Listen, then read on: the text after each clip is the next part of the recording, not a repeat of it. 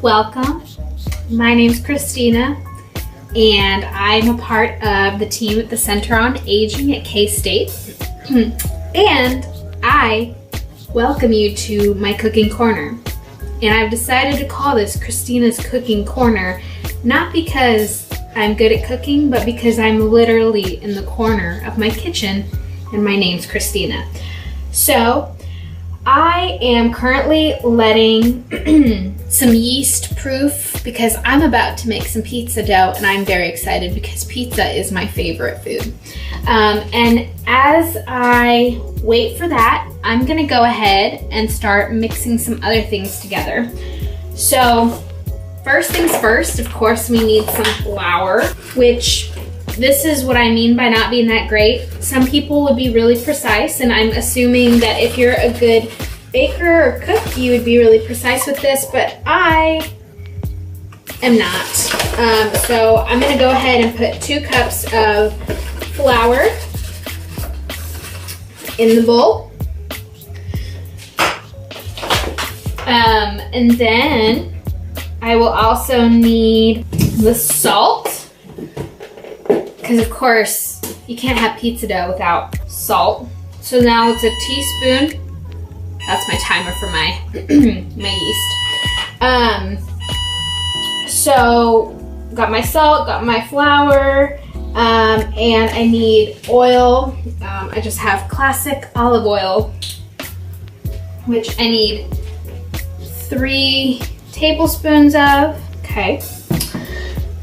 And then go ahead. I don't unfortunately have a hand mixer.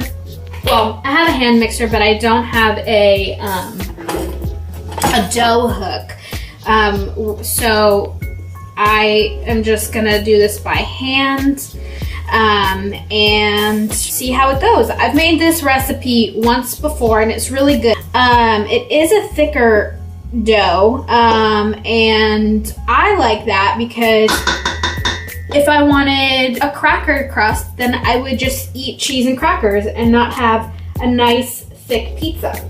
Okay, now that I've done that, I'm gonna go ahead and pour my yeast mixture slowly into my flour mixture.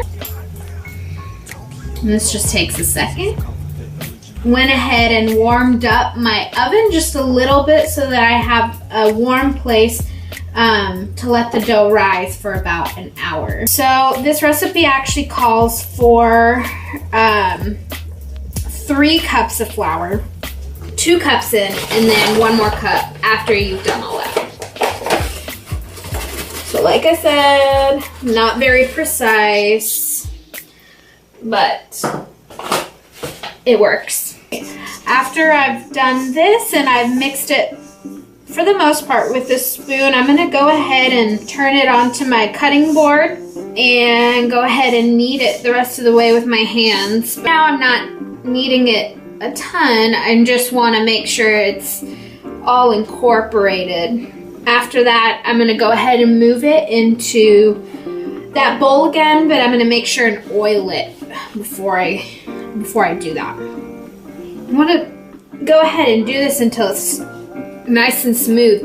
And again, I'm not saying this is like the right way. I don't know much about cooking, but this is what I'm having for dinner, and I wanted to share with you because I'm really excited about it.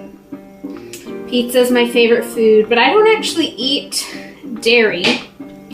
So I have this fake cheese, this non-dairy cheese, and my boyfriend calls it fees for fake cheese. We get into many arguments about it because I really like it, but he thinks it tastes like hot glue, or at least has the consistency of it. I personally think it's delicious. It's almost incorporated. I can tell there are still kind of a few lumps, and it's still a little sticky, but that's okay. It's supposed to be a slightly sticky ball once we are done with all that. Almost done. And I am sure there's some sort of technique that I am not doing. So if I wish there was a way for us to interact more, because I would love to know your thoughts on how to make some good pizza dough and what your favorite recipes are. But as of right now, that's not a thing. Maybe at some point this will be more interactive. Okay. So now that it's all incorporated, I'm gonna go ahead and take that bowl that I used before and just put some olive oil, coat all of that, then put it in there. Then I flip it around, make sure there's olive oil everywhere. Okay, so now that I've done all that, I'm gonna go ahead and cover this. Like I said, I already preheated my oven to 200 degrees and then I turned it off just so that I would have a warm space to put this in for an hour. So I will check back in with you in a little while. And I'm gonna go ahead and assemble my pizza now. What I did was I let the pizza pan heat up in the oven for a little bit. And now I'm just assembling everything. Kind of press out the edges. And then I'm gonna go ahead and put my cheese and all that stuff on there. I'm going ahead and pressing from the center, pushing on out so that there's just a little bit of a nice crust and it's looking good. I'm gonna go ahead and assemble that. So the first thing that I'm doing is I'm gonna go ahead and put some pizza sauce on here, but just go ahead and put a couple dollops on there and then spread it nice and thin. This is just generic pizza sauce. I'm sure that if I were to make a pizza sauce, it would be quite tasty. Probably make this pizza even better, but I'm going ahead and putting the sauce almost to the outside. So, like I said, this is the fake cheese that I use. I really enjoy it, but I know a lot of people don't really love it. A lot of people don't like the texture, but I personally am a fan. So I'm going to go ahead and put a layer of that on there. And then I'm gonna put some pepperoni on there too. And then for my boyfriend's side, he's getting real mozzarella. And you don't want to put that much cheese. I mean, I'm a big fan of cheese, but what I've heard is that you don't want to put that much on there. And then I'm gonna go ahead and put some pepperoni slices on there.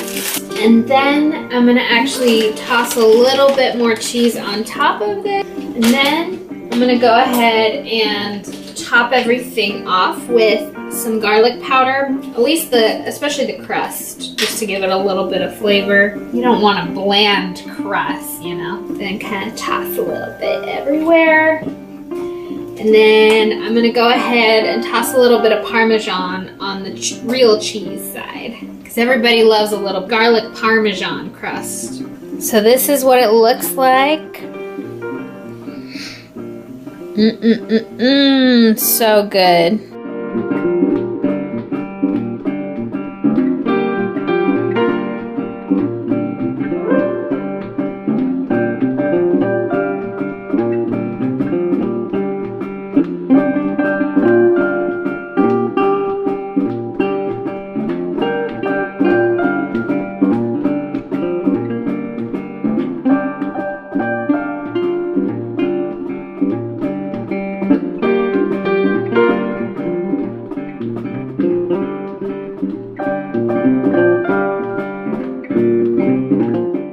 So the pizza was amazing. It was very delicious. And now I'm actually going to make So I'm not gonna make creme brulee, but I had a friend who made some creme brulee, and now I'm just gonna go ahead and do the final touches. I unfortunately don't have a torch or anything, so I'm gonna use the broiler in my oven to go ahead and have a nice crispy layer of sugar on top. So I'm gonna get that all set up, and then I will be right back to show you what I do. So this is the creme brulee, and what I'm gonna go ahead and do is I like a nice thick layer of sugar. So I'm actually gonna do half a tablespoon of just pure granulated sugar, and then another half a tablespoon of dark brown sugar. Then I'm gonna go ahead and mix that all up. After I mix it all up, I'm gonna put it in the oven on broil.